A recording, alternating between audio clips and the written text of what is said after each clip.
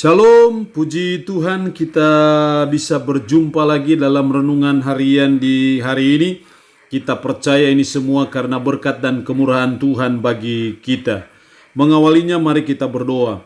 Segala pujian dan syukur kami naikkan kepadamu ya Allah, karena Engkau memberikan kami waktu dan kesempatan untuk kami kembali membaca, menyelidiki, merenungkan sebagian dari firman-Mu yang adalah patokan dalam kami menjalani hidup. Karena itu hamba berdoa Roh-Mu yang kudus terangi hati dan pikiran kami. Urapilah dan berkatilah kami dengan firman-Mu di hari ini. Dalam nama Tuhan Yesus Kristus kami berdoa.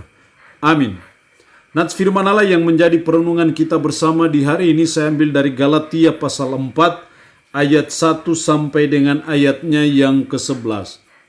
Galatia pasal 4 ayat 1 sampai dengan ayatnya yang ke-11. Secara khusus saya akan baca ayat 5 dan ayatnya yang ke-6.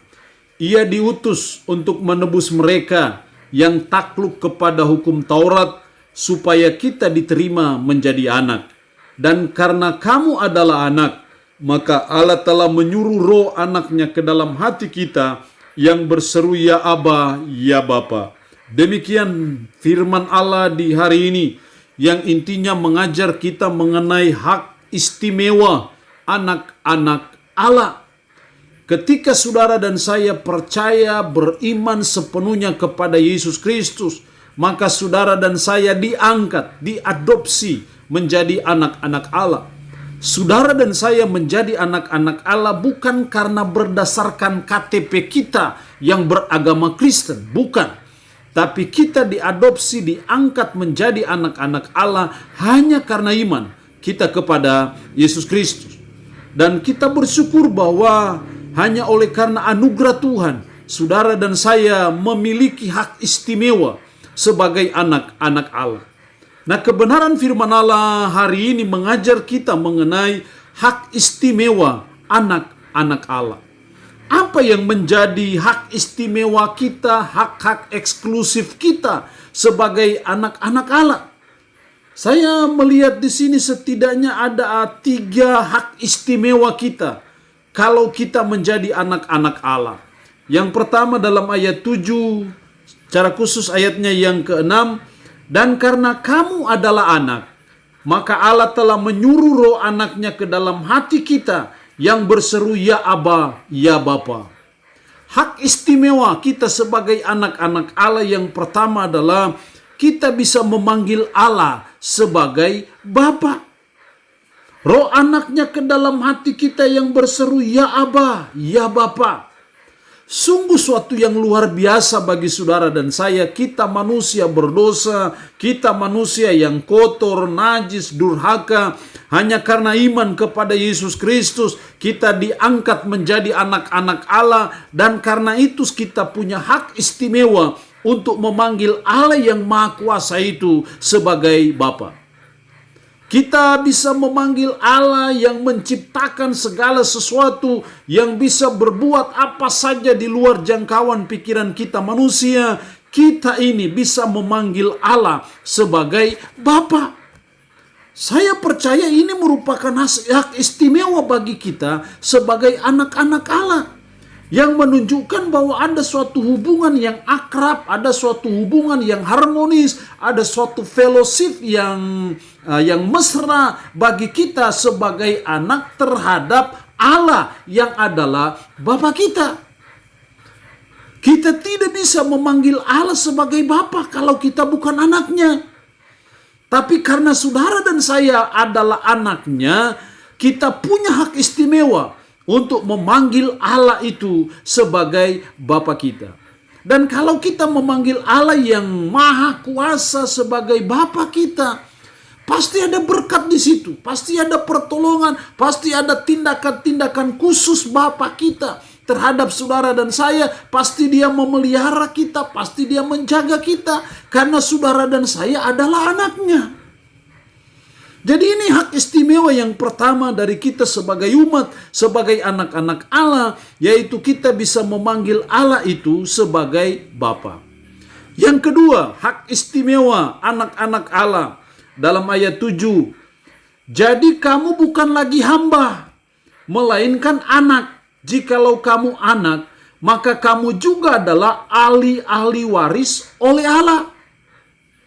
Jikalau kamu anak, maka kamu juga adalah ahli-ahli waris oleh Allah. Hak istimewa yang kedua dari kita sebagai anak-anak Allah adalah kita menjadi ahli waris. Sama seperti di dunia, ketika bapak kita, mama kita adalah ahli waris dari kekayaan yang dipunyai oleh bapak kita di dunia. Demikian juga saudara dan saya, ketika saudara dan saya menjadi anak-anak Allah, kita punya hak istimewa bahwa kita juga adalah ahli waris. Sehingga kalau surga adalah milik Bapa kita di surga, maka kita juga akan jadi ahli waris surga. Segala berkat-berkat yang disiapkan Tuhan di surga, itu juga akan saudara dan saya miliki, karena saudara dan saya adalah ahli waris. Ini suatu berkat yang luar biasa bagi kita. Ini suatu hak istimewa yang sebagai umat, sebagai anak-anaknya, kita seringkali tidak menyadari akan hal itu. Karena itu tidak apa-apa kalau kita tidak punya ahli waris di dunia ini. Karena orang tua kita tidak punya apa-apa yang bisa diwariskan. Tapi kita bersyukur bahwa Bapa kita di sorga kaya akan segala hal yang Dia sudah siapkan bagi saudara dan saya di sorga. Sehingga saudara dan saya akan menjadi ahli waris dari segala yang dipunyai Allah. Jadi ahli waris dari semua yang dipunyai Tuhan. Termasuk sorga, termasuk berkat-berkat rohani juga. Saudara dan saya menjadi ahli waris. Karena saudara dan saya adalah anak-anak Allah. Ini hak istimewa kita sebagai anak-anak Allah. Yaitu kita menjadi ahli waris. Dan kita sungguh bersyukur. Kita patut memuji Tuhan. Kita patut bangga kepada Tuhan bahwa saudara dan saya adalah ahli waris.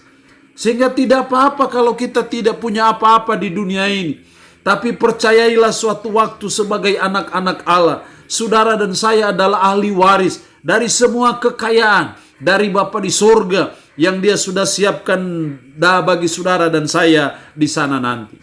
Yang ketiga, hak istimewa anak-anak Allah dalam ayat yang ke-8 dan 9. Dahulu ketika kamu tidak mengenal Allah, kamu memperhambakan diri kepada Allah-Allah yang pada hakikatnya bukan Allah. Tetapi sekarang sesudah kamu mengenal Allah, atau lebih baik sesudah kamu dikenal Allah, bagaimanakah kamu berbalik lagi kepada roh-roh dunia yang lemah dan miskin dan mau mulai memperhambakan diri lagi kepadanya? Kamu dengan teliti memelihara hari-hari tertentu, bulan-bulan, masa-masa yang tetap dan tahun-tahun. Kenapa kamu mau diperhamba lagi? Kamu sudah dimerdekakan karena kita ini anak. Tuhan sudah memerdekakan kita dari kuasa dosa, dari belenggu dosa, dari borgol dosa.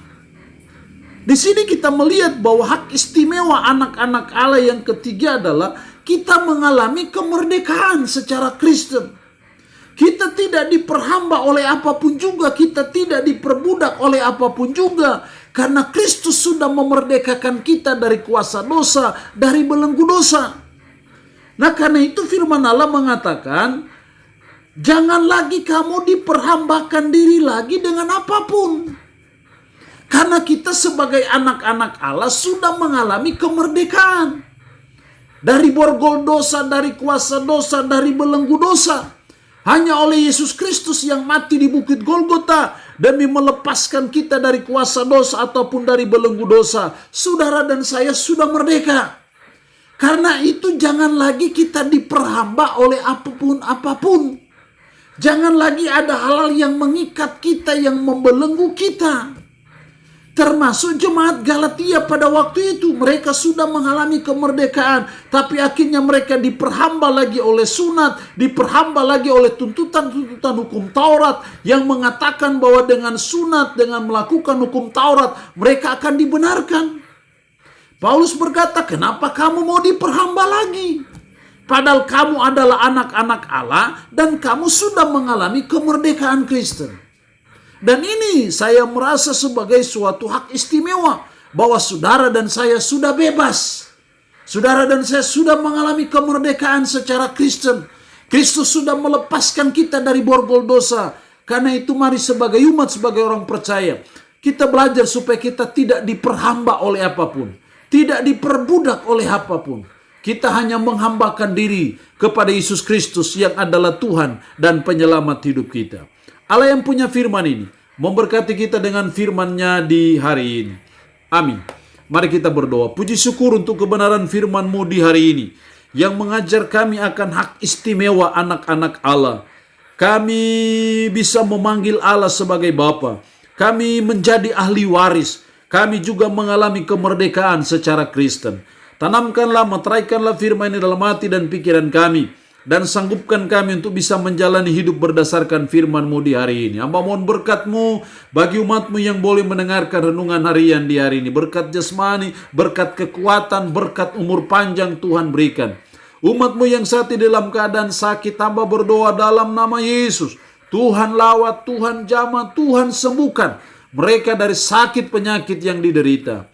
Terpuji-pujilah nama-Mu Tuhan. Dalam nama Tuhan Yesus Kristus kami berdoa. Amin. Shalom. Sampai berjumpa lagi dalam renungan harian edisi berikutnya.